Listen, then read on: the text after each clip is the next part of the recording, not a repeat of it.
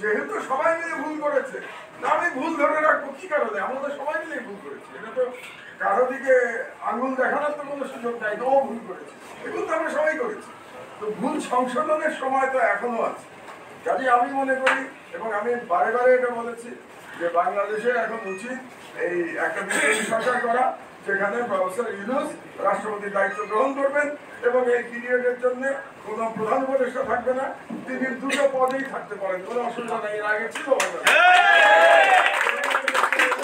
এবং রাষ্ট্রপতি একজন ছিল না, ইয়াজউদ্দিন সাহেব ছিলেন তো প্রধান উপদেষ্টা এবং রাষ্ট্রপতি। তো কাজী ইউনূস সাহেব একই ফর্মুলা দিতে পারেন, কারণ দ্বিতীয় কোনো ব্যক্তি আসলেই আবার অ্যাডমিনিস্ট্রেশনের ঝামেলা শুরু হয়ে যাবে।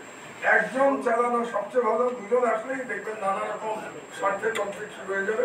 কারণ ইউনূস সাহেবই প্রধান থাকবেন, দুটো পদেই থাকবেন, এবং বাংলাদেশে একটা বিপ্লবী সরকার হবে অথবা বিপ্লবী জাতীয় সরকার হবে। যদি সব রাজনৈতিক দলগুলো সেখানে তাদের বিপ্লবীকে পাঠায়, আমি মনে করি, আবারও আমি বলছি পলিটিক্যাল সায়েন্টিস্ট হিসেবে আমি মনে করি এটাই সর্বোত্তম সলিউশন বর্তমান সমস্যা থেকে করার জন্য। এবং আপনারা জানেন যে বাংলাদেশ নিয়ে ভারতীয় ষড়যন্ত্র এখনো চলছে, একের পর এক তারা কার্ড খেলছে। মাইনরিটি কার্ড, তো কি বলে ওটাকে, মাঝখানে আরো অনেক রকম কার্ড খেলা হয়েছে, এখন ট্রাম্প কার্ড খেলা হচ্ছে। তো একের পর এক কার্ড তো খেলে যাচ্ছে।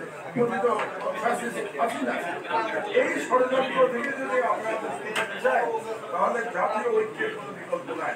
এই ঐক্যটা বেসিসটা কি? 5ই আগস্ট। 5ই আগস্ট হচ্ছে সেই ঐক্যের বেসিস।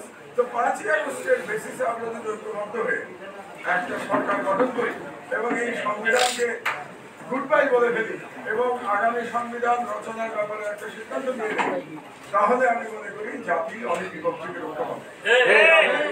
আমি জানি না ডক্টর রিয়াজ কি, আলী রিয়াজ তার কমিটি কি প্রস্তাব দেবেন, তবে আমি আমার তরফ থেকে বলছি, আপনারাও সবাই আমার সাথে একমত কিনা আমি তাও জানি, এই মঞ্চে যারা বসে আছেন তারা একমত কিনা আমি তাও জানি।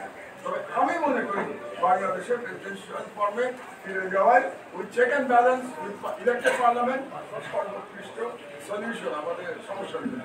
আমার বক্তব্য আমি দীর্ঘায়িত করবো না আজকে।